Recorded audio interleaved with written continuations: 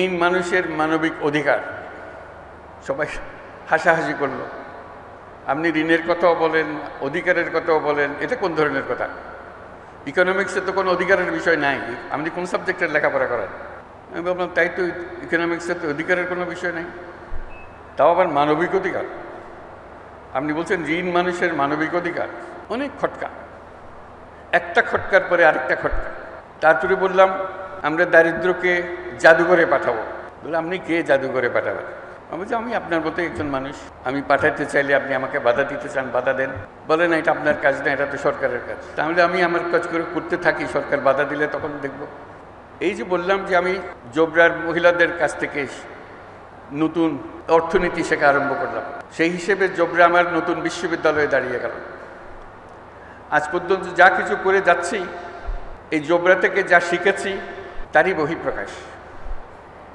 আমি বলছি যে যে অর্থনীতি আমরা পড়াচ্ছি, এই অর্থনীতি ব্যবসার অর্থনীতি, মানুষের অর্থনীতি না। যে কোনো অর্থনীতিবিদ্যার যদি শুরু করতে হয় মানুষকে দিয়ে শুরু করতে হবে, ব্যবসাকে দিয়ে না। আজকে যে শুরুটা হলো, সেই শুরুটাই আমাদেরকে ভুল পথে নিয়ে গেল। আমরা এক ব্যবসা কেন্দ্রিক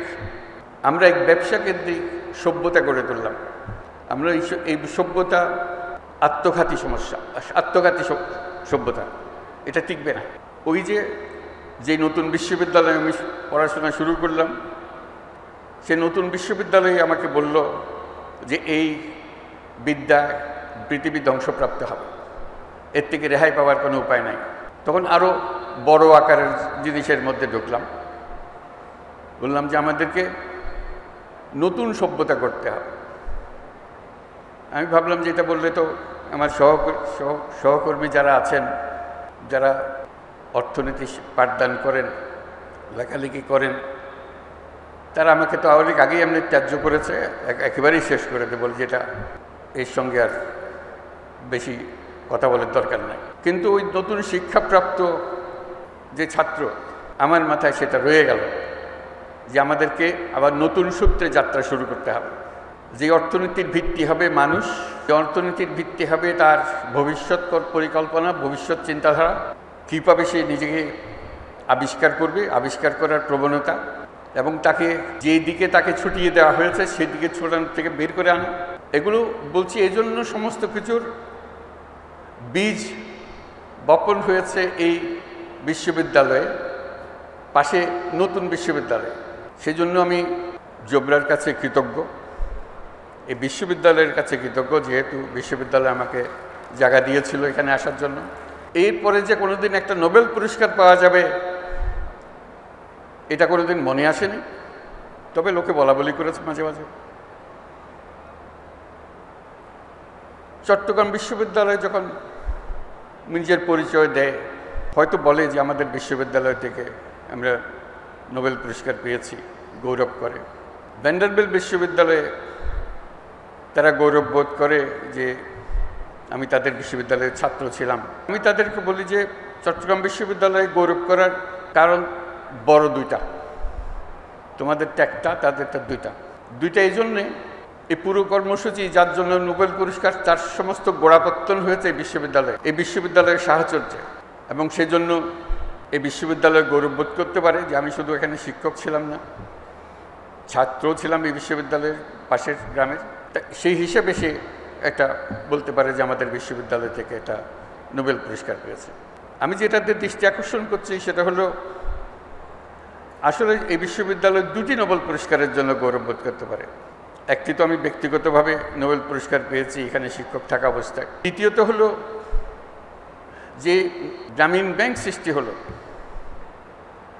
সেই সৃষ্টির গোড়াতেও কিন্তু চট্টগ্রাম বিশ্ববিদ্যালয়ের আইনে, গ্রামীণ ব্যাংকের আইনে লেখা আছে পরিষ্কার এই ব্যাংক কোথার থেকে আসলো।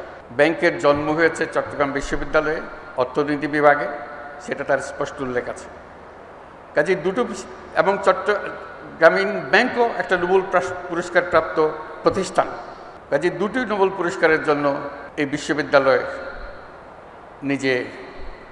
নিজেদের ছাত্রছাত্রীদেরকে জানাতে পারে যে এটার ইতিহাস এবং এর প্রাসঙ্গিকতা এবং এর ভবিষ্যৎ করণীয় সেটা নির্ধারণে ছাত্র সমাজ তারা ঠিক করবে যে তারা কী ধরনের ভবিষ্যৎ চায় নিজেদের জন্য। কারণ এই বিশ্ববিদ্যালয়ের আরেকটি শিক্ষা, যেটা আমরা সবসময় সবাইকে স্মরণ করিয়ে দিই, আমরা যে ধরনের বিশ্ব গড়তে চাই সেই বিশ্ব গড়ার ক্ষমতা আমাদের আছে, সকল মানুষেরই আছে।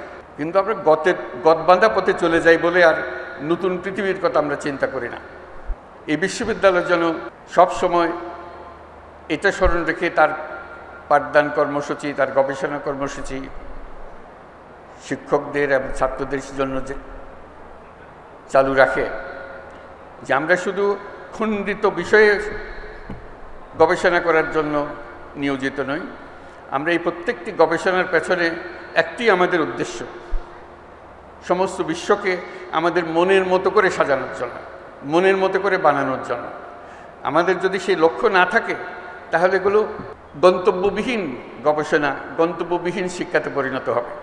আজকে সবাই আনন্দিত, আমরাও আনন্দিত, তোমরাও আনন্দিত যে একটা এই বিশ্ববিদ্যালয়ে এসে তোমাদের সনদপ্রাপ্তি হলো। সবাইকে অভিনন্দন জানাই এবং আশা করি আমরা সবাই চেষ্টা করব যে পৃথিবীর ভবিষ্যৎ আমাদের নিজেদের প্রত্যেকের হাতে। আমরা যেভাবে বিশ্ব গড়তে চাই সেভাবেই বিশ্ব গড়তে পারি। আমি যেভাবে বলেছি সেভাবে গড়তে হবে এমন কোনো কথা নেই। আমি আমার কথাটা বলে যাচ্ছি, অন্যরা অন্যদের কথা বলবে, তোমরা তোমাদের কথা বলবে, কিন্তু নিজের মনের একটা স্বপ্ন থাকতে হবে। এটাই আমার আবেদন, যে আমরা কী ধরনের বিশ্ব চাই, কী ধরনের সমাজ চাই, কী ধরনের সংসার চাই, কী ধরনের শিক্ষা ব্যবস্থা চাই, এগুলো আমার মনের মাধুর মিশিয়ে আমাকে বের করে নিতে হবে। গতের মধ্যে ঢুকে গেলাম, যা আছে সেটা মেনে নিলাম, তাহলে কিছুই পাল্টাবে না, কিছুই পরিবর্তন হবে না। আজকে এই দুই বিশ্ববিদ্যালয়, চট্টগ্রাম বিশ্ববিদ্যালয় এবং মহিলাদের যে বিশ্ববিদ্যালয় আমার জন্য সৃষ্টি হয়েছিল জোবরা গ্রামে এবং পার্শ্ববর্তী গ্রামসমূহে, তাদের সবার কাছে আমি আমার কৃতজ্ঞতা জানাচ্ছি এবং সবাইকে অভিনন্দন জানাচ্ছি আজকের এই দিনটির জন্য।